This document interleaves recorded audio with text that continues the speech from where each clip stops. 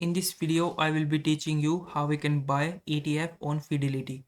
Now, first thing you need to do is open up your Fidelity website and then log in your account. After that, you have to click on this trade option from the top of your screen. Then it's going to open up this pop-up window. So on this pop-up window, you have to make sure that have in this trade section, you have selected stop slash ETF option. Now you have to select the account in which you want to buy your ETF. So just click on it and then select your account such as your individual or brokerage account. Then you need to search for the specific ETF that you want to buy. So for example, I'm going to search for Charles Schwab US Dividend Equity ETF. Then you just have to select this buy option, and then you can just simply enter the amount how much you want to buy in shares or your local currency by clicking on this dollars option.